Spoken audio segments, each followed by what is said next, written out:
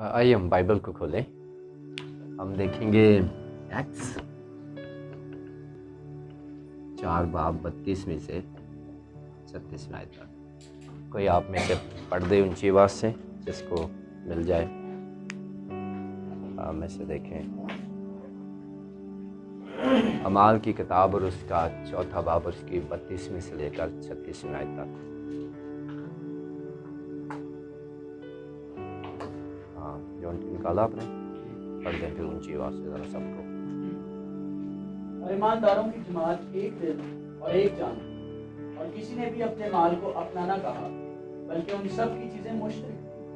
और रसूल बड़ी कुदरत से खुदा यीशु के जी उठने की गवाही देते रहे, और उन सब पर बड़ा फजल था, क्योंकि उनमें कोई भी मोहताज ना था। इसलिए कि जो लोग जमीनों या घरों के मालिक थे, उनको बेच बेच कर बिकी हुई चीजों की कीमत लाते और रसूलों के पाँव में रख देते थे। फिर एक को उस की जरूरत के मुआफिक बांट दिया जाता था। और यूसुफ नाम एक लावी था, जिसका लक़ब रसूलों ने बरनबास यानी नसीहत का बेटा रखा, और जिसकी पैदाइश कुफ्र से थी। Thank you so much. कभी आपने मैथ पढ़ा हो? मैंने जब अपनी ग्रेजुएशन का एग्ज़ाम दिया था तो मेरे पास कुछ टाइम था, तो मुझे मेरे भाई का दोस्त था, एक उसका स्कूल था अपना, तो उसने भाई को रिक्वेस्ट की कि वसीम को कहें कि हमारे स्कूल में थोड़ी देर मैथ पढ़ा दिया करे। मैथ मुझे बहुत आता था। मैट्रिक के बाद मैंने बहुत इसके ऊपर काम किया, और यहाँ तक कि मुझे ये 9वीं 10वीं का मैथ वैसे ही याद हो गया हुआ था। तो वहाँ पर एक मदद हुआ करती थी कि जब कोई नई एक्सरसाइज शुरू होती थी तो उससे पहले चंद एग्जाम्पल्स हुआ करती थी, मिसालें हुआ करती थी,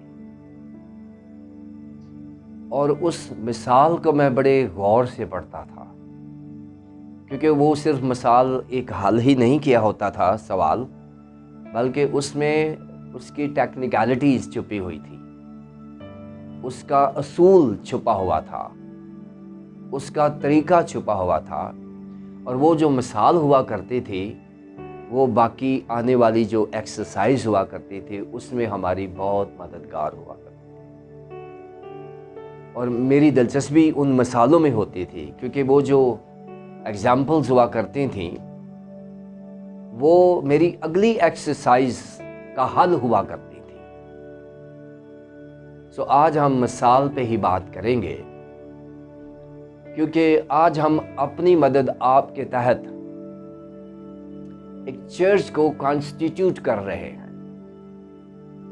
इंस्टीट्यूट तो खुदा ने किया हुआ है, लेकिन हम इसको कॉन्स्टिट्यूट कर रहे हैं मुख्तलिफ डिनोमिनेशन के नीचे, या जो खुदा हमें हदायत करता है हम चर्च को कॉन्स्टिट्यूट करते हैं, इस इंस्टीट्यूशन को कॉन्स्टिट्यूट करते हैं, कोशिश करते हैं कि हम इसको बनाने में और इसको तामीर करने में कामयाब हो जाएं।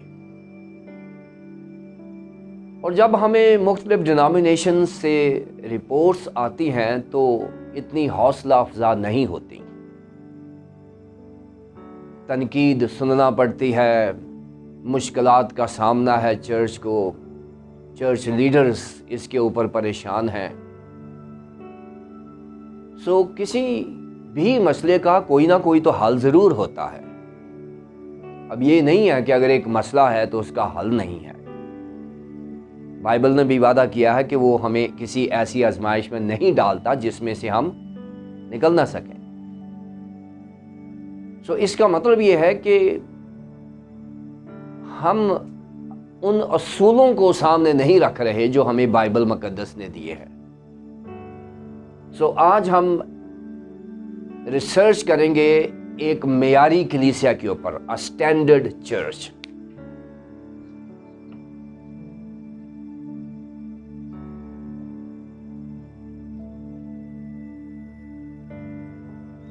एक मेयारी कलीसिया।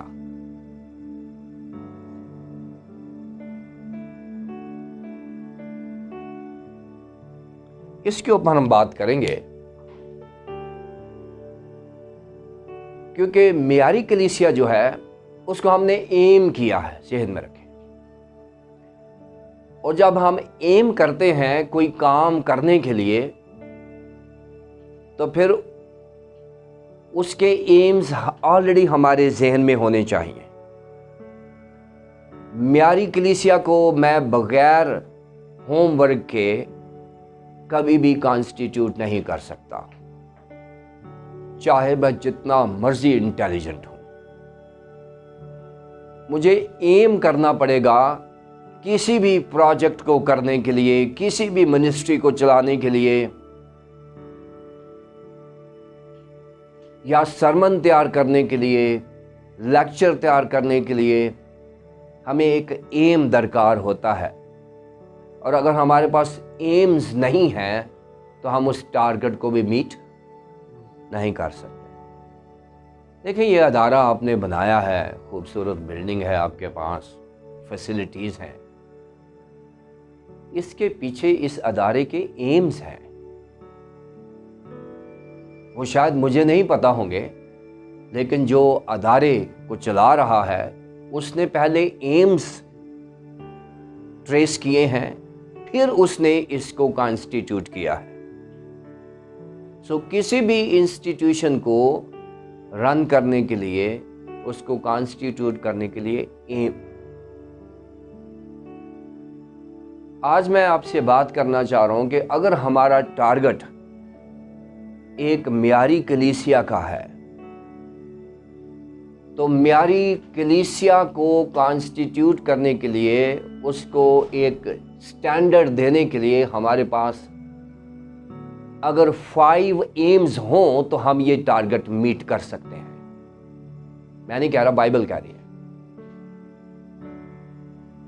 کلیسیا تو بعد کی بات ہے، وہ تو جو کام آئے گا کریں گے، یا سرمن بھی جو آپ نے کرنا ہے بعد کی بات ہے۔ پہلے جو آپ نے کام کرنا ہے، جو ٹارگٹ آپ نے ہدف رکھا ہے اس کو میٹ کرنے کے لیے، پہلے اس کو ایم تو کر لیں۔ کلیسیا کو کانسٹیٹیوٹ کرنے کے لیے، ایک سٹینڈرڈ چرچ دیکھنے کے لیے ہمیں the church of the first century versus the church of the 21st century, اس کو دیکھنا پڑے گا۔ ہمارے پاس جو سٹینڈرڈ چرچ ہے وہ پہلی صدی میں ہے، 21ویں صدی کا چرچ معیاری چرچ نہیں ہے۔ 21ویں صدی کا چرچ کی جو روٹس ہیں وہ پہلی صدی میں ہے، اور اگر پہلی صدی کے ساتھ ہمارا چرچ کمپیٹیبل نہیں ہے، وہاں سے اس کی روٹس نہیں ہیں، تو پھر ہم کس فروٹ کی توقع کر رہے ہیں جس درخت کی روٹس نہیں ہے۔ ہمیں لازمی ہے کہ ہم پہلے آج ایمز کو دیکھیں۔ اگر ہم نے واقعی چرچ کو آرگنائز کرنا ہے، ایک معیاری کلیسیا بنانی ہے، کیونکہ بائبل نے ہر چیز کا ہمیں سٹینڈرڈ دیا ہوا ہے۔ Bible is a standard book to achieve the standards. ہمیں اپنے معیار کو حاصل کرنے کے لیے ایک ایسا معیار لینا پڑے گا جو بائبل مقدس دے رہی ہے۔ اگر میں نے کہا جی وہ پادری صاحب کا تو چرچ بڑا کامیاب ہے، میں ان کو آئیڈیلائز کر لیتا ہوں، میرا نہیں خیال کہ یہ اچھا فیصلہ ہوگا۔ آپ کا اپنا آئیڈیل آپ کے پاس خدا نے دیا ہوا ہے، وہ ہے بائبل مقدس اور ہمارا خداوند یسوع مسیح۔ بعض اوقات ہم لوگوں کو آئیڈیلائز کر لیتے ہیں اور ہم مایوس بھی ہو جاتے ہیں بعض اوقات۔ آئیے ہم ایمز کی بات کرتے ہیں، اور اگر ہم یہ ایمز میں کامیاب ہو گئے، ایمز کے بعد جو اگلا سٹیپ ہوگا، ہم کوشش کریں گے 50 منٹ میں اس کو 55 منٹ کور کرنے کی۔ ایمز کو ہم پہلا سٹیپ ہوگا، اور پھر اچیومنٹ جو ہے وہ ہمارا دوسرا سٹیپ ہوگا۔ اور اگر ایمز نہیں ہے، مقاصد نہیں ہے ہمارے ذہن میں، تو پھر کسی بھی چیز کا حصول بھی مشکل ہو جائے گا۔ جب ہم ایم کرتے ہیں، ایک سٹینڈرڈ چرچ کی بات کرتے ہیں، تو سب سے پہلا جو ایم ہوتا ہے وہ یہی ہوتا ہے کہ ہم نے بائبل کو پریچ کرنا ہے ٹو ایکسپاؤنڈ دا ورڈ. ہم نے بائبل کو پریچ کرنا ہے، اپنے آپ کو پریچ نہیں کرنا.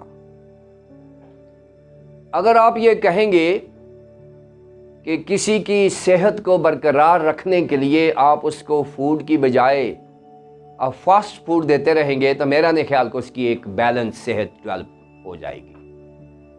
کبھی کبھار تو بات چل جاتی ہے، لیکن اس کی جو نرشمنٹ ہے وہ پراپر وائٹامنس کے ساتھ ہوگی جو ہمیں ہمارے روزمرہ کے کھانے میں سے دستیاب ہوتے ہیں.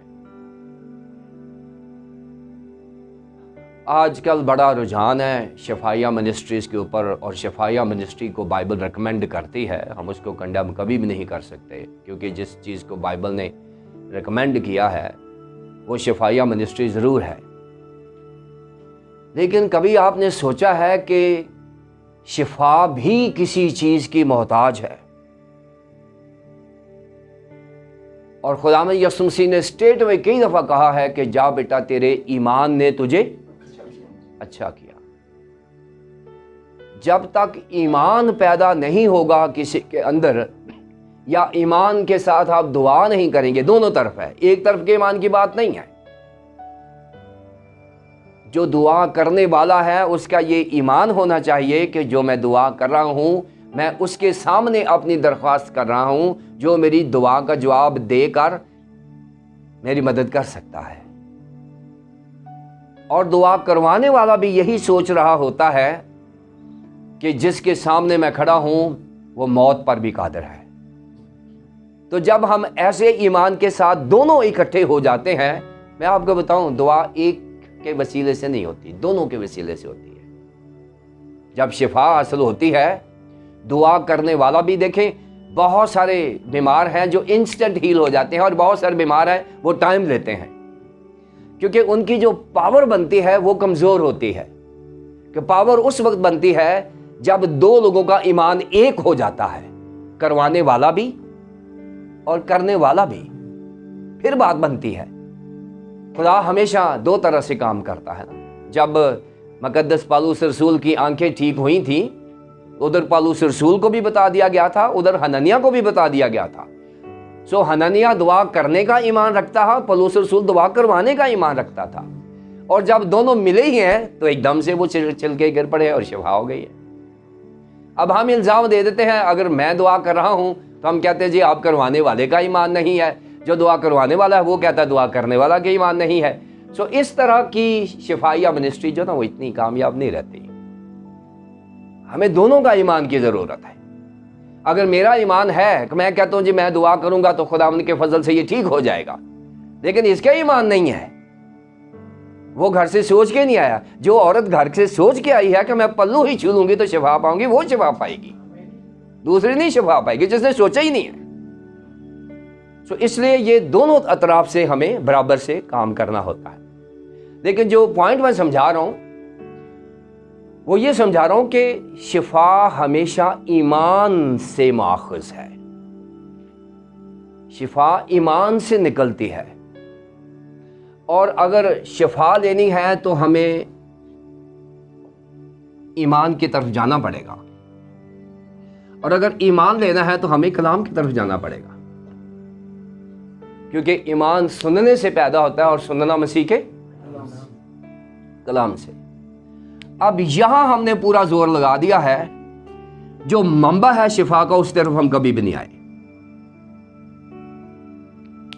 وہ اپنا کلام نازل فرما کر ان کو شفا دیتا ہے. سو لہذا اگر ہم نے یہ سوچ لیا ہے کہ ہم نے کلیسیا کو ایک معیار دینا ہے تو پھر کلام کے پیچھے جائیں، کلام پیش کریں، کہانیاں پیش نہ کریں. میں اکثر کہتا ہوں کہ میرے کلام میں کوئی طاقت نہیں ہے، میں جیسے بھی کروں گا نا میرے کلام میں وہ طاقت نہیں ہے جو خدا کے کلام میں طاقت ہے. ایک نائن کی بیوہ ہے اور اس کے بیٹے کی ڈیتھ ہو گئی ہے.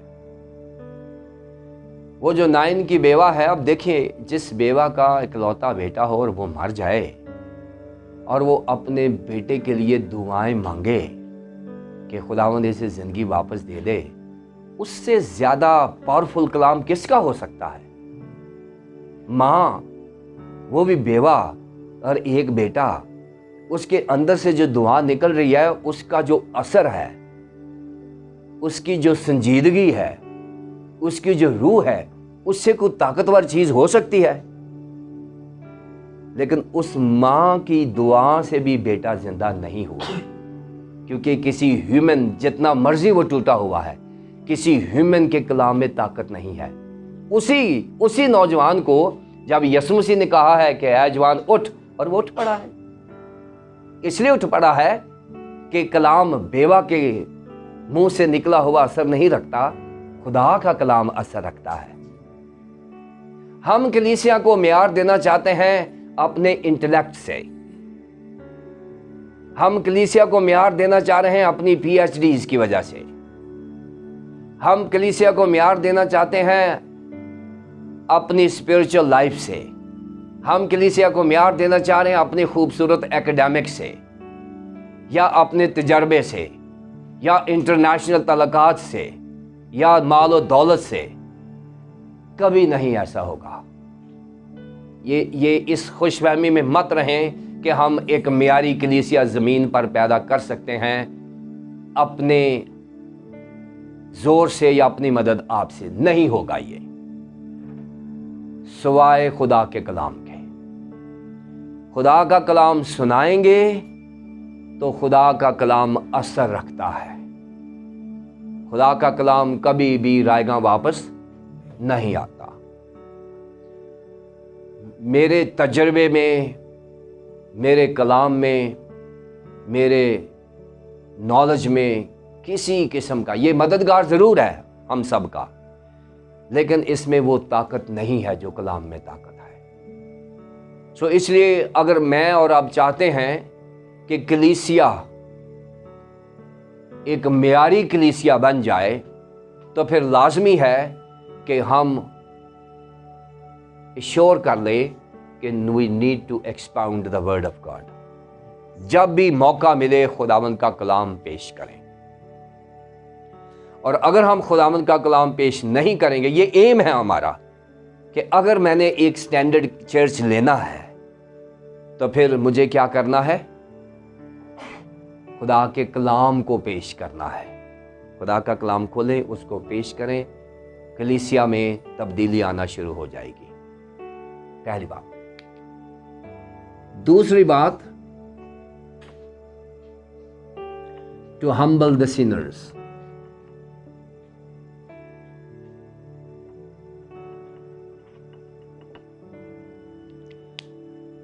ایمز کیا ہے ہمارے؟ پلپٹ پہ آ کے یہ نہیں کہہ دینا کہ آج میں گناہ گاروں کو ہمبل کرنے آیا ہوں، عاجز کرنے آیا، ایسے نہیں ہے۔ یہ آپ کے ایمز ہیں، کیونکہ جب آپ نے سوچا ہی نہیں ہے کسی بھائی کے لیے جو مشکل میں ہے، تو وہ کیسے باہر نکلے گا؟ کیونکہ ہماری کلیسیا میں ایسے لوگ موجود ہوتے ہیں جنہوں نے اپنی زندگی گناہ میں بسر کی ہوئی ہے اور وہ اس زندگی میں رہ رہے ہیں۔ ایسے لوگ بھی ہوتے ہیں جنہیں ابلیس نے جکڑا ہوا ہوتا ہے۔ ایسے لوگ بھی ہوتے ہیں جو مختلف مشکلات میں ہیں۔ اگر میں نے یہ ایم ہی نہیں کیا، میں نے سوچا ہی نہیں ہے کہ میں نے کسی بھائی کو یا بہن کو آج مشکل میں سے نکالنا ہے، تو میری چرچ میں آنے کا اور واز کرنے کا کیا فائدہ ہوگا؟ آپ خدا کے کلام کو اس طریقے سے پیش کریں کہ جو آپ کی کلیسیا میں جو مشکل آدمی بیٹھا ہوا ہے، جو سینرز بیٹھے ہوئے ہیں۔ پطرس نے جب کلام کیا تھا تو وہاں لکھا ہے اور ان کے دلوں پر، اگر آپ کے کلام سے کسی کے دل پر چوٹ نہیں لگی تو اپنے کلام کو ضرور ریوائز کریں، اپنی زندگی کو ریوائز کریں، کیونکہ چوٹ لگے گی تو سینر ہمبل ہوگا۔ کسی کے دل پر ہم پروفیشنلزم کو ڈیولپ کر رہے ہیں. آنیسٹلی ہم پادری بنا دیتے ہیں اور اس کے اندر وہ روح نہیں ڈالتے جس سے سینر ہمبل ہو سکتا ہے. ہم پادری بن بھی جاتے ہیں اور ہمارے اندر وہ سنجیدگی نہیں ہے کہ جس سے کوئی سینر ہمبل ہو جائے، جس سے لوگ سرمن کے بعد آئیں اور کہیں کہ میرے دل پر چوٹ لگی ہے. اگر ہمارا ایم ہی نہیں ہے تو پھر نہ ہم دعا کریں گے اس کے لیے، نہ ہی ہم اس کے لیے کلام پیش کریں گے. کیونکہ بعض اوقات ہم گھبرا جاتے ہیں، کیونکہ چرچ ایڈمنسٹریشن اور چرچ کا پریشر، انتظامیہ اور انتظام بعض اوقات ہمیں ایسے سرمن نہیں کرنے دیتا جس سے کلیسیا میں ایک معیار پیدا ہو سکتا ہے. تو اس کا مطلب یہ ہے کہ ہم پھر ایکسپوزیٹرز نہیں ہیں، ببلیکل پریچر نہیں ہیں، ہم لوگوں کو خوش کرنے کی پریچنگ کر رہے ہیں. انیبریٹڈ پریچرز ہیں جو لوگوں کو خوش کرتے ہیں. سو ٹو ہمبل دا سینرز، یہ ہمارا ٹارگٹس ہونے چاہیے ہمارے، کہ ہم نے یہ کام کرنا ہے. تیسری بات جو ہم نے کرنی ہے، strengthen the believers.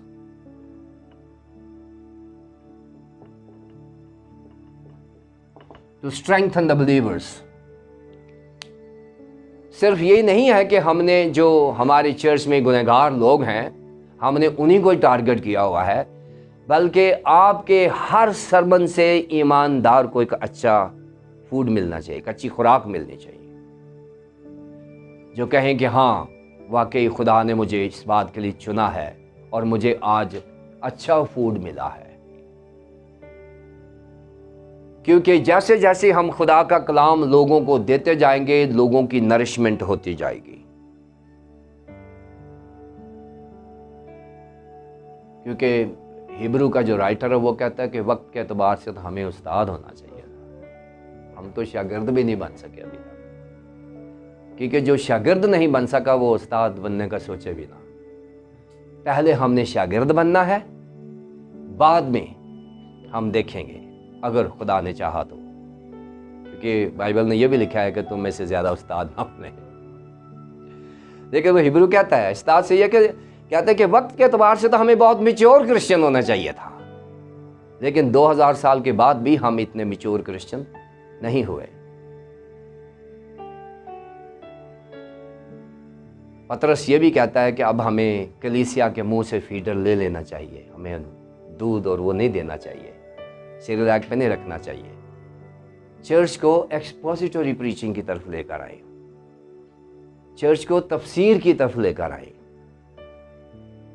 میں پچھلے دنوں بتا رہا تھا بشپ کی چرچ میں، تیری باتوں کی تشریح نور بخشتی ہے اور وہ سادہ دلوں کو عقل مند بناتی ہے. نہ ہم نے تفسیر کی، نہ ہماری تاریکی دور ہوئی، نہ ہی ہم عقل مند ہوئے. عقل مند کب ہوں گے؟ جب ہمیں خدا کے کلام کی تشریح کرنا آ جائے گی. سو ہم نے بلیورز کو اسٹرینگتھن کرنا ہے، ہمیں مضبوط کرنا ہے. چوتھا جو ہمارا ایم ہونا چاہیے، ٹو ایکسٹول یا ایگزالٹ کر دیتے ہیں زیادہ بہتر ہے، ٹو ایگزالٹ دا کرائسٹ.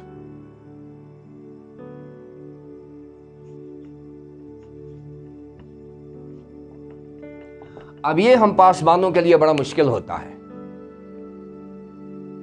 اب میں اگر پریچنگ کرتا ہوں تو میرے اندر سوچ کیا ہے کہ یہ میں نے ریسرچ کی ہوئی ہے، یہ میرا میٹیریل ہے، یہ میں نے پریچنگ کی ہے، اور سارا کا سارا کریڈٹ میں خود لینا چاہتا ہوں. میں چاہتا ہوں کہ لوگ مجھے کہیں کہ جی پادری صاحب نے بہت کام کیا ہے. اور جب اس قسم کا پاسبان آئے گا تو اس کے کام میں اور اس کے کلام میں کوئی اثر نہیں ہوگا، کیونکہ اس نے کرائسٹ کو ایگزالٹ نہیں کیا جس نے اسے یہاں بھیجا ہے۔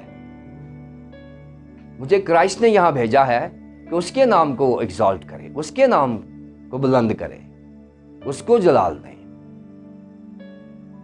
سو یہ ہم ہیومن ہیں، کمزور ہیں، اور ہم we want to be praised, ہم چاہتے ہیں کہ ہماری تعریف کی جائے۔ سو یہ بہت بڑی آزمائش ہوتی ہے جب آپ چرچ منسٹر ہیں اور پریچنگ کرتے ہیں، یا آپ کی منسٹری کامیاب ہو گئی ہے،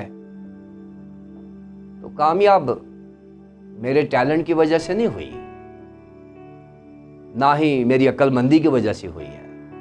کامیاب کرنے والا تو خداوند یسوع مسیح ہے، اور اس نے کامیاب کی ہے، تو اس کا مطلب یہ ہے کہ ہمیں اس کے نام کو جلال دینا ہے، خداوند یسوع مسیح کے نام کو جلال دینا ہے، پھر جا کے ہم اپنے ایم کو ٹارگٹ کر سکیں گے۔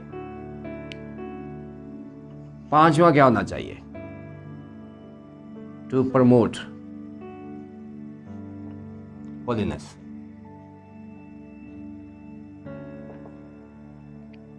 چرچ میں ہولینس کو ڈیولپ کرنا، پاکیزگی کی طرف لے آنا، اس پر شاید ہم نے کبھی دیکھا ہی نہیں ہے۔ ٹو پروموٹ ہولینس، کہ ہماری ذمہ داری ہے کہ ہم چرچ میں ہولینس کو ڈیولپ کریں، خود بھی اور اپنی کلیسیا کو بھی، کیونکہ خداوند یسوع مسیح نے کہا ہے کہ میری دلہن کو آپ نے جب پریزنٹ کرنا ہے اس پہ کوئی دھبا داغ یا کوئی جھری نہیں ہونی چاہیے۔ اور ہم اکثر یہ کہتے ہیں کہ جو چرچ ہے یہ اسپرچل بیوٹی پارلر ہے، اس میں جب لوگ آئیں تو ان کو ایسے شیڈ کریں، ٹریس کریں، ایسا خوبصورت بنا کے گھر بھیجیں کہ ان کی ہولینس کے معیار میں اضافہ ہو جائے۔ اس طریقے سے یہ ٹارگٹ کرے کہ چرچ کو چیلنج کرنا ہے ہم نے کہ آج ہم نے گناہوں کی معافی کا اقرار کرنا ہے۔ بہت سارے چرچز ہیں جو صرف پہلا ایک پریز کا زبور گاتے ہیں اور اس کے بعد ساری کلیسیا گھٹنوں کے بل ہو کر معافی مانگتی ہے گناہوں کی۔ شاید یہ ایکٹ ہم بہت کم کرتے ہیں۔ بس آ کے ایک ورشپ کال دی، ورشپ کال کے بعد ہم فوری طور پر ایک زبور گاتے ہیں، اور اس زبور کے بعد ساری کلیسیا اپنے گناہوں کا اقرار کرتی ہے۔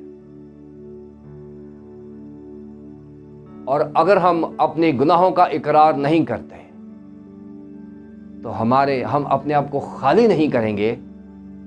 آپ کو پتہ ہے علیشا کے پاس جو عورت آئی تو اس نے کہا تھا برتن لے آ، لیکن برتنوں میں کچھ نہیں ہونا چاہیے، برتن خالی ہوں۔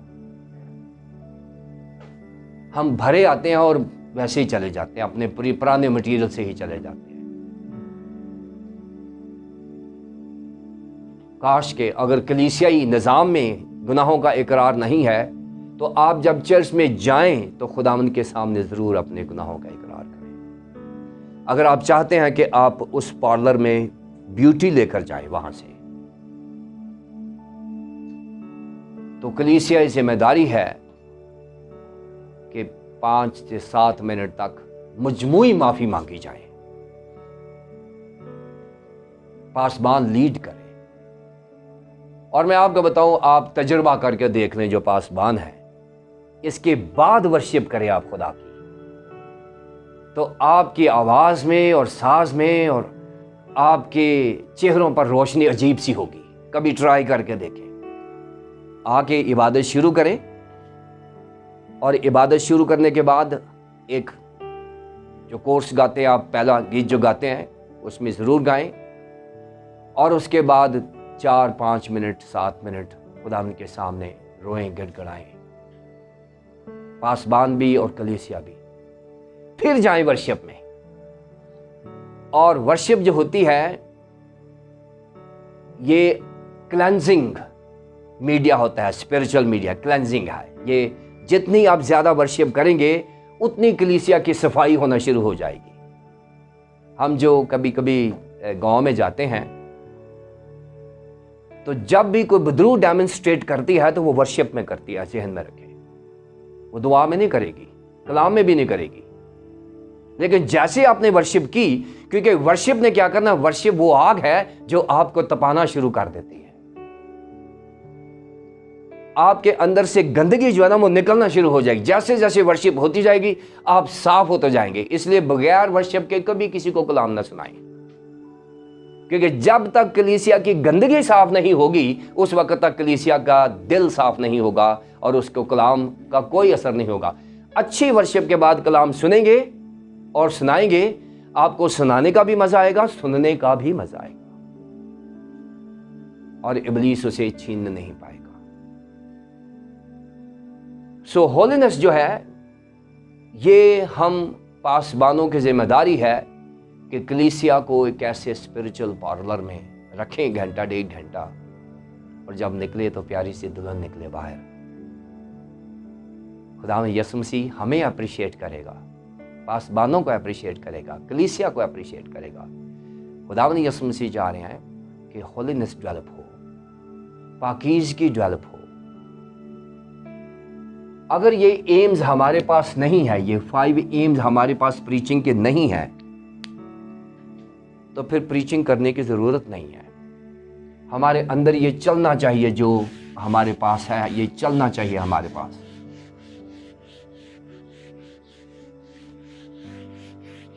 اب ہم بات، یہ تو ہے معیاری کلیسیا کو حاصل کرنے کے لیے ایمز، کہ اگر یہ ہمارے پاس ایمز موجود ہیں تو پھر لازمی ہے کہ ہم اس کو اچیو کر لیں گے۔ آج کی کلیسیا آپ سب کے ذہن میں ہے، میرے ذہن میں بھی ہے، آپ کے ذہن میں بھی ہے، لیکن ہم پہلی صدی کی کلیسیا کو ایک مثال کے طور پر لے لیتے ہیں، اور جب ہم پہلی صدی کی کلیسیا کو لے لیں گے تو ہمارے پاس ایک سٹینڈرڈ چرچ بن جائے گا، ایک معیاری چرچ بن جائے گا۔ اور جب ہم معیاری چرچ کی بات کرتے ہیں تو پھر اس کو ہم اپنے چرچ کے ساتھ اس کا کمپیریزن کریں گے، دیکھیں گے کہ پہلی صدی کا جو چرچ ہے، جو ہمارے لیے مثال ہے، آج ہم کتنے دور ہیں پہلی صدی کے چرچ سے، کیونکہ پہلی صدی کے چرچ کی جو خوبیاں ہیں وہ 5 P's میں سامنے آتی ہیں۔ سٹینڈرڈ چرچ جو ہوتا ہے اس میں 5 P's ہوتے ہیں۔ P for parrot. پہلی صدی کا جو چرچ تھا وہ پریئنگ چرچ تھا۔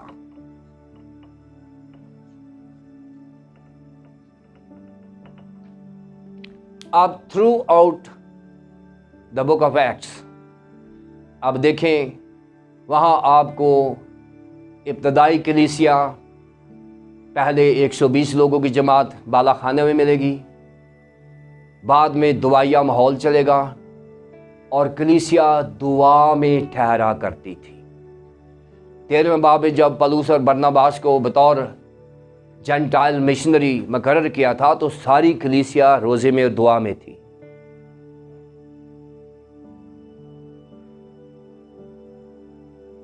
آج ہم لوگ مشن ورک کرتے ہیں تو ہمارے پیچھے دعا ہی نہیں ہوتی، اسی لیے پھر وہ کام نہیں ہوتا جو ہونا چاہیے۔ برناباس اور پولس رسول جب گئے تھے، وہاں 5 لوگ تھے، ان میں سے 2 کو چنا گیا تھا۔ 5 لوگ تھے کلیسیا میں جو اس کام کے لیے چنے جا سکتے تھے، لیڈرشپ موجود تھی، 2 کو چنا گیا تھا۔ 13ویں باب میں لکھا، یہ انطاکیہ کا چرچ ہے، اور وہاں سے لوگوں نے دعا کے ساتھ مشنریز کو بھیجا ہے۔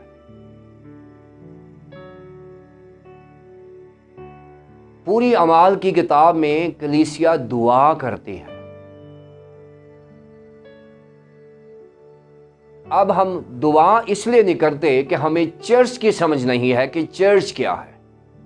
پہلے ہمیں یہ نہیں پتا کہ چرچ کیا ہے، کیونکہ جو چرچ کی مس انڈرسٹینڈنگ ہے، ہماری چرچ تو تب بنے گا جب ہمارے چرچ میں ایک اچھی تصویر آ جائے گی ہمارے ذہن میں چرچ کی. چرچ کے لیے شاید ہم سوچ رہے تھے، پہلی صدیوں میں ہم نے سوچا تھا کہ چرچ شاید ایک بلڈنگ کا نام ہے. Church is a place. یہ بھی 3 P's ہیں. Church is a place. اور جیسے ہی پہلی صدی میں ہم آئے، ہم نے کیا کیا؟ ہم نے کہا جی پرانے عہد نامے میں کیونکہ ہیکل تھی وہ سولومن نے جو بنائی تھی، اس کا یہ تھا وہ تھا، ساری چیزیں ہم کرتے رہے، اور ہم نے وہ چرچ کا ایسا تصور لے لیا، غلط تو نہیں کہوں گا، لیکن ایسا تصور لے لیا جو ہمیں اصل چرچ سے دور لے گیا. اب چرچ از اے پلیس پہلی جو انڈرسٹینڈنگ ہوئی، جس کی وجہ سے ہم معیاری چرچ نہیں پیدا کر سکے. پہلی انڈرسٹینڈنگ ہوئی کہ یہ جو چرچ ہے یہ پلیس ہے. Church is a place. اور کیا ہوا؟ آپ پوری دنیا میں دیکھتے ہیں بڑے بڑے چرچ، بڑے بڑے کیتھیڈرلز ہیں. پوری دنیا میں بڑے بڑے کیتھیڈرلز ہیں. کیوں؟ کیونکہ ہم نے کہا کہ بلڈنگ کو بہت اونچا بنائے. ان کا جو آرکیٹیکٹ ہے دیکھیں، بہت اونچا. انہوں نے کہا کہ کیونکہ خدا بہت اوپر ہے، اور پھر کچھ لوگوں نے وہ آسمان بنایا ہوا تھا، بلو کیا ہوا چھت کو. اور ہم چرچ کو ڈیزائن ایسے کرتے تھے. پھر وہ سینچری بنائی ہوئی تھی آگے چرچ میں. پرانے جو کیتھیڈرلز ہیں دیکھیں، وہ آگے کر کے وہ انہوں نے سینچری بنائی تھی، اور وہاں کوئی جاتا ہی نہیں ہے. وہ بالکل ٹیمپل کا نقشہ ہم نے لیا ہوا ہے. اور ہمیں اندازہ نہیں ہے کہ جب داؤد جو ہے یہ فری ہوا ہے ساری جنگوں سے، یہ اپنے ہی گھر میں یہ بڑا پینلنگ ہوئی گھر کی دیکھتا ہے، بڑا بڑا ڈرائنگ روم ہے، لکڑی کا کام ہوا ہے. اور ایک دم سے اس کے ذہن میں آیا کہ میں اسرائیل کا بادشاہ، میں ایک بڑے گھر میں رہتا ہوں، تو میرا خدا کہاں رہتا ہے؟ تو میں اپنے خدا کے لیے گھر بناؤں گا. اس نے فوراً ناتن نبی کو بلوا لیا. ناتن نبی اس کا پیڈ سرونٹ تھا. ذہن میں رکھے، نبی ضرور تھا لیکن وہ پیڈ پیسے لے کے اس کے لیے کام کرتا تھا. اور ناتن نبی کو اس نے بلایا. اس نے کہا کہ میں ایسا کرنا چاہ رہا ہوں. تو جو پیڈ لوگ ہوتے ہیں تو وہ یس مین ہوتے ہیں. تو کہتا ہے ٹھیک ہے بڑا بادشاہ، یہ تو بڑا اچھی بات ہے تو کر رہی ہے، یہ بنا اسے، ٹھیک ایسا کر رہا ہے تو. اور جب رات کو ناتن نبی سویا ہوا تھا اور خدا اس کے پاس گیا، انہوں نے کہا ڈیوڈ کے ساتھ کیا بات کر کے آیا؟ اس نے کہا وہ ہیکل کی بات کر رہا ہے. تو خدا نے کہا جا کے سمجھا اسے، جب میں بیابان میں آپ کے ساتھ تھا تو وہاں کون سی جگہ تھی میرے لیے رہنے کے لیے؟ میں تمہارے ساتھ خیموں میں نہیں رہا تھا. وہاں پر بھی خدا نے سمجھانے کی بات کی تھی کہ the church is not a place. پھر ایک جگہ پر یہ بھی ہے کہ خدا ہاتھ کے بنائے ہوئے گھروں میں نہیں رہتا. یہاں سے یہ پہلے مس انڈرسٹینڈنگ ہے کلیسیا کے ذہن میں رکھیں. اگر ہم صحیح طور پر سمجھتے ہوتے، اگر خدا چرچز میں ہی رہتا تو خدا میں یسوع مسیح نے تو اپنی 33 سالہ زندگی میں ایک بھی چرچ نہیں بنایا. اگر بلڈنگ میں ہی خدا رہتا ہوتا. خداوند یسوع مسیح کا چرچ کی ڈیفینیشن بڑی خوبصورت ہے. خداوند یسوع مسیح کے چرچ کی بہت خوبصورت ڈیفینیشن ہے. اس نے کہا میرا چرچ وہ ہے جہاں 2 یا 3 میرے نام پر اکٹھے ہوں گے، وہاں بیچ میں. یہ خداوند یسوع مسیح کے چرچ کی ڈیفینیشن ہے. اس نے یہ نہیں کہا کہ وہ آپ کیتھیڈرل میں جمع ہوگے تو پھر میں کروں گا، یا آپ بڑے چرچ میں جاؤ گے تو پھر. اس نے کہا جہاں بھی، چاہے سڑک پہ ہوں، چاہے کسی کمرے میں ہوں، چاہے کسی ہال میں ہوں، جہاں 2 یا 3 میرے نام پر اکٹھے ہو گئے میں ان کے بیچ میں آ جاؤں گا. کیونکہ میری موجودگی لوگوں میں ہوتی ہے، جگہوں میں نہیں ہوتی. سو ہم نے تقریباً 1100 سال تک، 1300 سال تک کہہ لیں، ہم نے بس یہی کہا کہ بڑے بڑے چرچ بناؤ. اور پوری دنیا میں جن کے پاس پیسہ تھا بڑی بڑی بلڈنگز بن گئی. خدا نے نکالا تھا وہ پردہ پھاڑ کے، تو خدا نے کہا تھا اب انسان اور خدا کے درمیان میں کوئی حجاب نہیں ہوگا، اور ہم نے پھر پیدا کر دیا۔ یہ پہلی مس انڈرسٹینڈنگ تھی کلیسیا کے تعلق سے۔ دوسری تھی کہ یہ پولٹی ہے۔ پہلے کہا کہ شاید یہ چرچ جو ہے پلیس ہے، پولٹی کہتے ہیں انتظام کو، جہاں سے پالیٹکس لفظ نکلا ہوا ہے، نظام کو کہتے ہیں۔ پھر لوگوں نے کہا کہ چرچ جو ہے اصل میں بلڈنگ نہیں ہے، ایک سیکنڈ ڈیفینیشن آ گئی ہمارے پاس۔ تو چرچ جو ہے یہ بلڈنگ نہیں ہے، اصل میں یہ نظام کا نام ہے۔ چرچ جو ہے نظام کا نام ہے۔ یہ سیکنڈ مس انڈرسٹینڈنگ سی۔ خدا نے سمجھایا ہوا ہے کہ چرچ کیا ہے، لیکن یہ سیکنڈ مس انڈرسٹینڈنگ۔ پھر کیا ہوا؟ ہم چرچ بلڈنگوں سے تو ہٹ گئے، ہم نے بڑے بڑے وہ جو وکرج تھے اور بشپ ہاؤس تھے اور بڑے بڑی جو جگہیں تھیں ان کو نظام میں بدل دیا، بڑے بڑے آفیسز بن گئے، اور ہم نے کہا کہ نظام کا نام چرچ ہے، کیونکہ چرچ جو ہے وہ نظام کا نام ہے، یعنی ایک بڑا ہیڈ ہونا چاہیے، پھر اس کے نیچے ڈسٹرکٹ سپرنٹینڈنٹس ہونے چاہیے، ڈینز ہونے چاہیے، پھر اس کے نیچے پادری ہونے چاہیے، پھر مناد ہونے چاہیے، پھر جا کے چرچ آتا ہے۔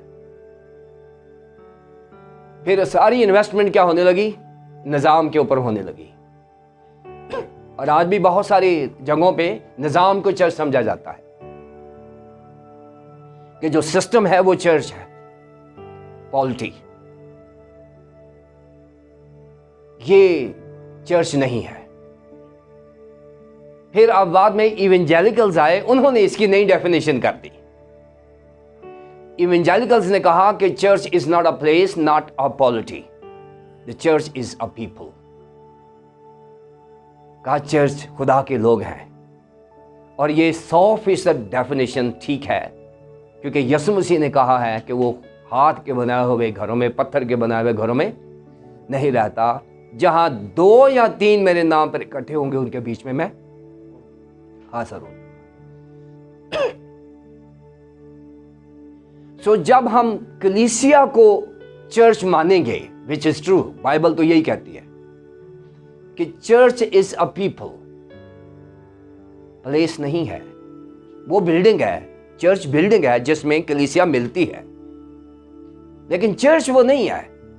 اب یہ نہیں ہے کہ جو دعا آپ چرچ میں جا کے مانگیں گے، ہیکل کے ساتھ یہ پرامس تھا، ذہن میں رکھیں۔ یہ ہیکل کے ساتھ سولومن نے دعا کی تھی کہ خداوند جو چرچ نے بنا دیا ہے، جو ہیکل بن گئی ہے، اس میں کوئی دعا کرے تو اس کی سن لینا۔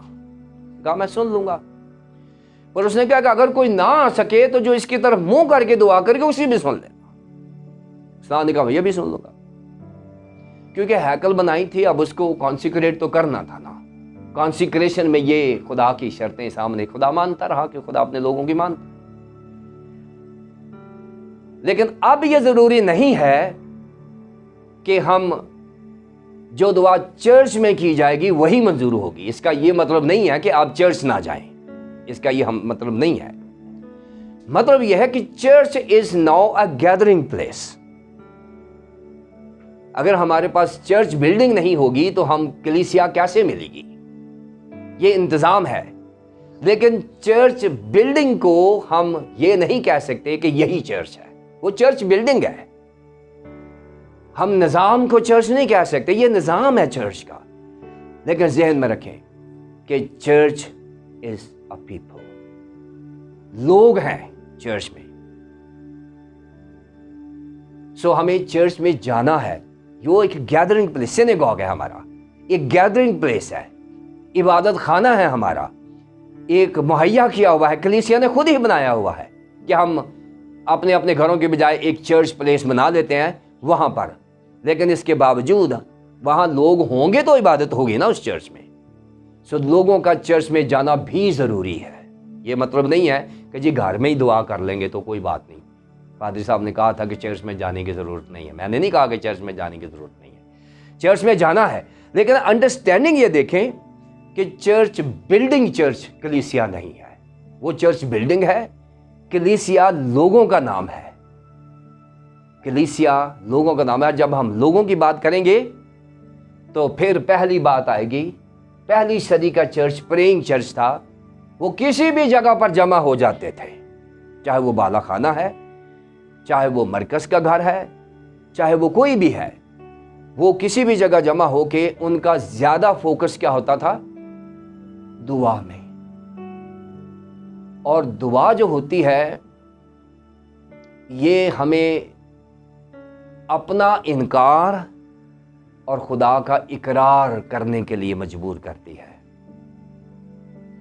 دعا جب ہم کرتے ہیں تو we deny ourselves، ہم اپنا انکار کر دیتے ہیں، ہم سیلف ریلائنس کے خلاف چلے جاتے ہیں، ہم کہتے ہیں نہیں، ہم اپنے آپ پر بھروسہ نہیں کرتے۔ we need somebody to trust in، ہمیں ٹرسٹ کرنے کے لیے ہمیں خدا چاہیے۔ پھر دعا جو ہوتی ہے یہ ہمیں خالق اور مخلوق، عابد اور معبود میں ایک تعلق بنا دیتی ہے، ایک رشتہ ڈیولپ کر دیتی ہے، ایک تار جڑ جاتی ہے۔ پریئر کی اپنی اہمیت ہے۔ سینٹ اگسٹین نے یہ بڑی اچھی سٹیٹمنٹ دی ہے، اس نے کہا کہ جب ہم گاتے ہیں تو ابلیس ہمارے ساتھ گانا شروع کر دیتا ہے، جب ہم کلام سن رہے ہوتے ہیں ابلیس ہمیں لوریاں دے رہا ہوتا ہے، لیکن جب ہم دعا کر رہے ہوتے ہیں ابلیس ہمارے قریب نہیں ہوتا، کیونکہ ہماری ڈائریکٹ کمیونیکیشن ہوتی ہے، اس میں ڈسٹارشن نہیں ہوتی۔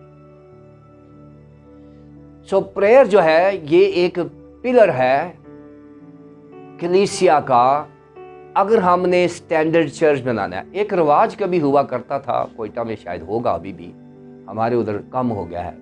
جب میں سیمنری میں پڑھتا تھا اس وقت یہ بڑا رواج تھا کراچی میں کہ ہم اوور نائٹ پریئر کیا کرتے تھے، رات ساری ہم دعا میں رہا کرتے تھے، اور پھر ڈفرینٹ سپیکرز آتے تھے، وہ ہمیں کلام سناتے تھے، میں بھی کبھی سنانے جایا کرتا تھا جب میں اسٹوڈنٹ تھا۔ تو ساری رات دعا میں، اور ان چرچز میں میں نے زندگی دیکھی ہوئی ہے اپنی آنکھوں سے، میں نے ان چرچز میں زندگی دی، کلام دیکھا ہوا میں نے، خدا کا نام دیکھا ہوا میں نے، اس لیے کہ وہ پریئنگ چرچ تھا۔ آج ہمارا 21ویں صدی کا چرچ اگر واپس دعا میں چلا جائے اور دعا کو ٹرسٹ کرے، کیونکہ دعا اس وقت ہم کریں گے جب ہم ضرورت محسوس کریں گے۔ جب میں یہ کہوں گا کہ میرے پاس سب کچھ ہے، اس لیے بہت سارے ویسٹرن لوگ ہیں دعا میں اتنا دلچسپی اس لیے نہیں لیتے کہ میڈیکل سپانسرڈ ہے، ایجوکیشن سپانسرڈ ہے، ہر چیز۔ یہ موسیس کو کیوں 40 سال جنگل میں بیابان میں بھیجا تھا؟ کیونکہ موسیس کو سیلف ریلائنس اس میں بھرا ہوا تھا، خود اعتمادی اس میں بھری ہوئی تھی، کہ اس کو اس کا جو اپنا انکار ہے وہ کرنے کے لیے اس کو بھیجا تھا۔ اس نے تو کبھی دعا ہی نہیں کی ہوگی گھر میں، کیونکہ ہر چیز اس کو مل رہی تھی۔ موسیس کو کنگ سے شیپرڈ بنانے کے لیے اس کو 40 سال لگے تھے۔ سو گاڈ نیڈس شیپرڈ، ہمیں شیپرڈز چاہیے، کنگز نہیں چاہیے، کیونکہ ہم کنگز بن جاتے ہیں نا۔ کنگز نہیں چاہیے، شیپرڈز چاہیے، جو شیپرڈنگ ہارٹ ہو، جس کے اندر درد ہو، جس کو پتا ہو کہ میں نے اپنی بھیڑوں کو بھیڑیے سے بھی بچانا ہے، اس کو فیڈ بھی کرنا ہے۔ پترس کو یہی کہا تھا، تو میری بھیڑوں کو چرا، میری بھیڑوں کی گلا بانی کر، ان کو چرا۔ سو ہمیں پریئنگ چرچ ہونا ہے۔ Number 2، praising church.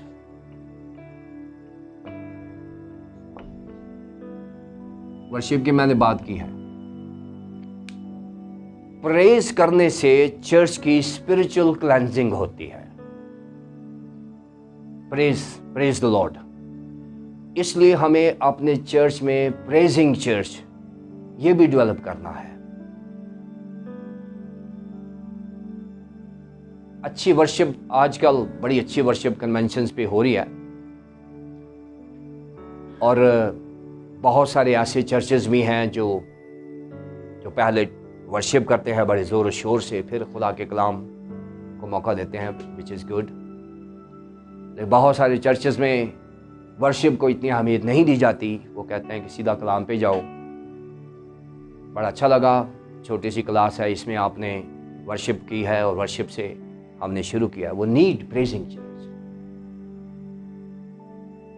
اگر ہم نے پاکیزگی کی طرف لے کر جانا چرچ کو،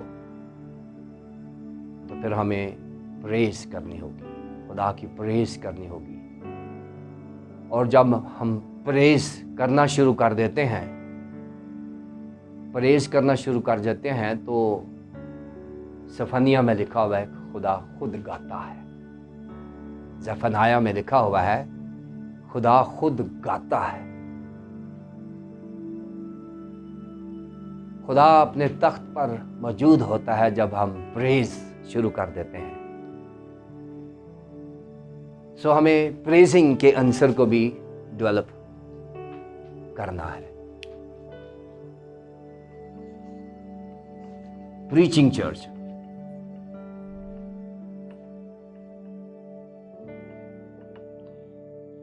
چرچ، اگر ہم اپنی 21ویں صدی کی چرچ کو پہلے صدی کے ساتھ ایویلیٹ کرنا چاہتے ہیں، اس کا تجزیہ کرنا چاہتے ہیں، تو پھر اگر ہمارا 21ویں صدی کا چرچ پہلی صدی کے معیاری چرچ کو میٹ نہیں کر رہا، وہ سٹینڈرڈ نہیں میٹ کر رہا، تو اس کا مطلب یہ ہے کہ ہمیں 21ویں صدی میں کیا امپروو کرنا ہے؟ پریئر۔ اور پھر کیا امپروو کرنا ہے؟ پریز امپروو کرنی ہے ہمیں۔ اور پھر ہم نے پریچنگ امپروو کرنی ہے۔ سیمنری میں ہم جب ہوتے ہیں تو ہمیں آؤٹ لائن ملتی ہے، بعد میں آہستہ آہستہ سمجھ آتی ہے کہ پریچنگ کیا ہے۔ چھوٹے چھوٹے یاد ہمیں ملتی ہیں، لیکن بائبل مقدس جو ہے وہ 3 طرح سے پریچ کی جا سکتی ہے جو ہم کرتے ہیں۔ یا تو ہم ٹاپیکل پریچنگ کرتے ہیں، یا ہم ٹیکسچول پریچنگ کرتے ہیں، اور یا ہم ایکسپوزیٹری پریچنگ کرتے ہیں۔ ٹاپیکل میں ہم ایک مضمون لے لیتے ہیں اور اس کو پوری بائبل میں سے ہم جسٹیفائی کرتے ہیں اور کلیسیا کو سمجھانے کی کوشش کرتے ہیں۔ ٹیکسچول میں ہم مین پوائنٹس لے لیتے ہیں، جیسے یہ ہمارا آج کا ٹیکسچول پریچنگ ہے، ہماری جو ابھی جاری ہے، یہ ٹیکسچول پریچنگ ہے کہ ہم اس پیسج میں سے جو مین پوائنٹس ہیں وہ ہم اپنی کلیسیا کو بتاتے ہیں، تاکہ کلیسیا کو وہ پیسج زبانی یاد ہو جائے کہ یہ چیزیں 5 چیزیں جو ہیں وہ بیچ میں بتائی گئی ہیں۔ وہاں لکھا ہے کہ وہ بڑی دلیری کے ساتھ خداوند یسوع مسیح کی مصلوبیت اور اس کے زندہ ہونے کی گواہی دیتے رہے۔ اب پریچنگ جو ہوتی ہے، جو بائبل جو ہوتی ہے، ہمیں 3 چیزیں دیتی ہے، اکثر میں دیکھتا ہوں۔ سب سے پہلے ہم نے اپنی پریچنگ میں دیکھنا ہے کہ where is God in my preaching, کہ میری جو پریچنگ ہے اس میں خدا کہاں ہے، کیا میں نے خدا کو پیش کیا ہے؟ اگر آپ کی پریچنگ میں خدا نہیں ہے، جو ہمارا ہیرو ہے ہماری بائبل مقدس کا، خدا نہ ہوتا تو بائبل مقدس بھی نہ ہوتی۔ جو پیدائش سے لے کر ریولیشن تک بائبل ہمیں ایک ٹرو پکچر اور بگ پکچر آف گاڈ، خدا کی خوبصورت پکچر دیتی ہے۔ اور میں اکثر کہتا ہوں کہ اگر ہم نے خدا کی تصویر کہیں اور سے لے لی تو ہمارے اندر خدا کا تصور غلط ہو جائے گا، اور تصور بنتا ہے تصویر سے۔ تصویر غلط دیکھ لی تو تصور بھی غلط بن جائے گا۔ خدا کی صحیح تصویر بائبل مقدس میں ہے، اور وہاں سے اگر ہم نے تصویر دیکھی ہوتی تو ہمارے اندر، خدا تصور کا نام ہے، تصویر کا نام نہیں ہے۔ خدا تصویر میں آئے تو وہ بت بن جاتا ہے۔ بائبل مقدس نے جو تصویر اس لیے نہیں دی کہ ہم تصویر کو پوچھیں، بلکہ تصویر سے تصور بنائیں، اور تصور امیج سے امیجینیشن تک جائیں، اور امیج سے امیجینیشن تک جو سفر ہے یہ خدا کو جاننے کے لیے ہمیں بتایا گیا ہے کہ فرام امیج ٹو امیجینیشن۔ یہ اگر سفر ہمارا ٹھیک ہے تو پھر ہم خدا تک پہنچ جائیں گے، ورنہ ہم خدا خود بناتے ہیں۔ آپ کو پتہ ہے کہ ہمارے اندر جو خدا کا تصور ہے وہ یہی ہے کہ مجھے جب اس کی ضرورت ہے میں بنا لیتا ہوں، جب ضرورت نہیں ہے میں اس کو ختم کر دیتا ہوں۔ بہت مقامات پر میں خود ہی خدا بناتا ہوں، خود ہی ختم کر دیتا ہوں، یا میں نے ادھر ادھر سے خدا لیا ہوا ہے جو دوسرے لوگ کرتے ہیں، وہی میں کر رہا ہوں، وہ بھی قبروں پہ جاتے ہیں، میں بھی قبروں پہ جا رہا ہوں، اور یہاں تک کہ ہم ان کی عیدوں میں بھی شامل ہو جاتے ہیں، ان کے پروگرامز میں بھی شامل ہو جاتے ہیں، اور مذہبی رسومات میں بھی شامل ہو جاتے ہیں، دیگر مذاہب جو ہیں وہ وہاں سے ہم تصویر لیتے ہیں خدا کی اور تصور بنا لیتے ہیں خدا کا۔ خدا کا تصور صرف بائبل دیتی ہے، اور اگر ہم نے بائبل کو پڑھا ہے تو پھر اچھی تصویر دیکھیں گے ہم۔ بائبل خدا کی تصویر دکھانے میں کامیاب ہے، اور پھر جا کے ہم صحیح طور پر سمجھ سکیں گے، لوگوں کو بائبل کی طرف لے کر آئے، پھر جا کے ہم صحیح خدا کو پیش کریں گے۔ اور پریچنگ، پہلی بات کہ ہمیں where is God in my preaching, میری پریچنگ میں خدا کہاں ہے۔ دوسری بات، میری پریچنگ سے ایمان کیسا بڑھے گا، ویئر از ڈاکٹرن ان مائی پریچنگ۔ دوسرا سوال یہ ہے، جب آپ پریچنگ کریں ضرور یہ سوالات کریں کہ میری پریچنگ سے، تھیالوجی سے، we are moving people from theology to the doctrine, کہ ہم ڈاکٹرن کی طرف لے کر جا رہے ہیں۔ ایمان سننے سے پیدا، اور سننا مسیح کے کلام سے۔ بائبل پڑھیں گے ہمارے اندر ایمان پیدا ہوگا، اور جیسے جیسے ایمان پیدا ہوتا جائے گا، تیسری چیز ایٹومیٹکلی ہمارے اندر ڈیولپ ہوتی جائے گی، اور وہ ہے کرسچن ایتھکس۔ آج Christian church is very poor in Christian ethics.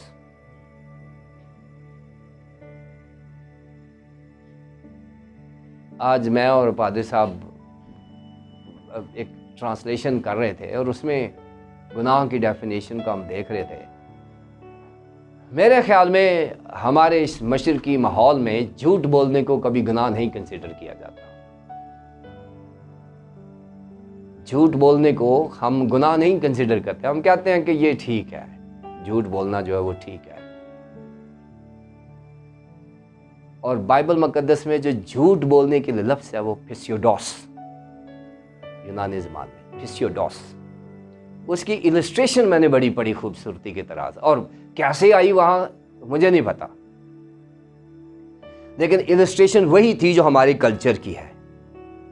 فسیوڈوس کی جو السٹریشن ہے، وہ کہتے ہیں کہ جب چھوٹا بچہ ہوتا ہے، سال کا یا 1.5 سال کا یا 2 سال کا، تو ہم اس کے سامنے کھلونے ہوتے ہیں، اور باپ اس کے ساتھ کھیل رہا ہے کھلونوں کے ساتھ، اور کھیل کیا دیکھیں، ہم کھلونا پکڑتے ہیں اور ایسے پھینک کے تو اس کو پیچھے لے جاتے ہیں، اور بچے کو کیا کہتے ہیں؟ کوا لے گیا ہے، ہم کہتے ہیں وہ کوا لے گیا ہے، اور بچے کو بھی پتا ہے کہ کوا نہیں لے کر گیا، باپ کو بھی پتا ہے کہ کوا نہیں لے کر گیا، باپ کو پتا میں نے پیچھے چھپایا ہوا ہے، اور بچے کو بھی پتا کہ پیچھے چھپایا ہوا ہے۔ لیکن فسیوڈوس کہتا ہے this is how we are teaching our child how to tell lie۔ ہم بچے کو سکھا رہے ہیں، اصل میں اپنے بچے کو سکھا رہے ہیں کہ بیٹا ایسے جھوٹ بولتے ہیں، اور تو کوئی سکھا نہیں سکے، کم سے کم جھوٹ بولنا ہم بچپن سے سکھانا شروع کر دیتے ہیں۔ یہ بائبل کی السٹریشن ہے کہ آپ مذاق سے بھی جھوٹ نہیں بول سکتے، سنجیدگی تو بڑی دور کی بات ہے، مذاق سے بھی جھوٹ نہیں بول سکتے کسی کے ساتھ، یہ بائبل کا جھوٹ ہے۔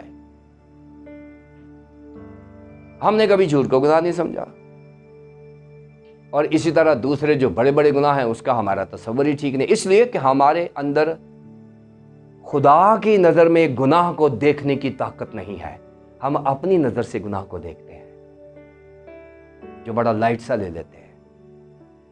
خدا سنجیدگی سے اس گناہ کو دیکھتا ہے۔ اگر گناہ اتنا سنجیدہ نہ ہوتا تو وہ اپنے بیٹے کو کبھی قربان نہ کرتا۔ گناہ کی سنجیدگی سے، اس کے بیٹے کی موت سے ہم اندازہ کر سکتے ہیں کہ گناہ کتنا سنجیدہ ہے، جس سے اس نے اپنے بیٹے کو بھی۔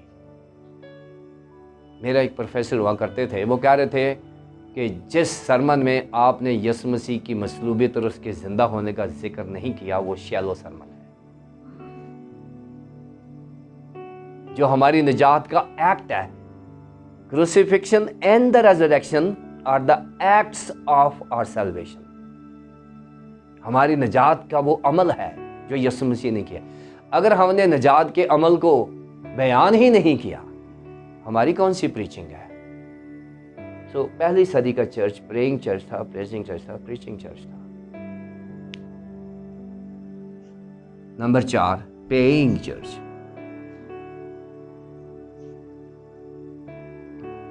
پیئنگ چرچ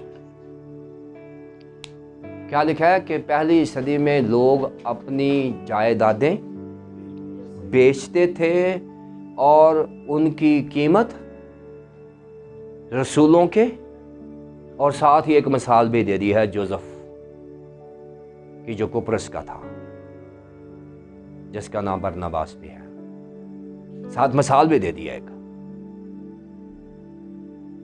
اور وہاں پر بتایا گیا ہے کہ پہلی صدی کے لوگوں کی جائیدادیں ایمانداروں کی جائیدادیں تھیں، کلیسیا چرچ کی جائیدادیں تھیں۔ پہلی صدی کے لوگ اپنی جائیدادیں بیچ کے پیسہ چرچ کے اکاؤنٹ میں ڈالتے تھے۔ 21ویں صدی کے لوگ چرچ کی جائیدادیں بیچ کے پیسہ اپنی جیب میں ڈالتے۔ کہاں معیار پیدا ہوگا ہمارے چرچ میں؟ بالکل الٹا سافٹ ویئر لگا دیا ہوا ہے۔ ہم چرچ کی جائیدادیں بیچ کے پیسہ ہمارے اکاؤنٹس میں جا رہا ہے۔ پہلی صدی کا چرچ اپنی جائیدادیں بیچ کے پیسہ چرچ کے اکاؤنٹ میں جاتا تھا۔ معیار کہاں سے آئے گا جب ہم نے پرنسپلز ہی چھوڑ دیے ہیں، اصول ہی چھوڑ دیے ہیں؟ اس لیے پیئنگ چرچ، آج چرچ غریب ہے، بہت سارے مقامات پہ چرچ غریب ہے، اور جو چرچ ہے، جو پالیٹی ہے، وہ سمجھتی ہے ہم چرچ ہیں، ان کے پاس ہے سب کچھ۔ سو اگر کلیسیا پیپل کنسیڈر کیا جائے کہ جو لوگ ہیں وہ چرچ ہیں، تو پھر یہ والا چرچ پیدا ہوگا، پیئنگ چرچ۔ لوگ اپنی جائیدادیں بیچ کے خدا کو دیں گے۔ Number 5 powerful church.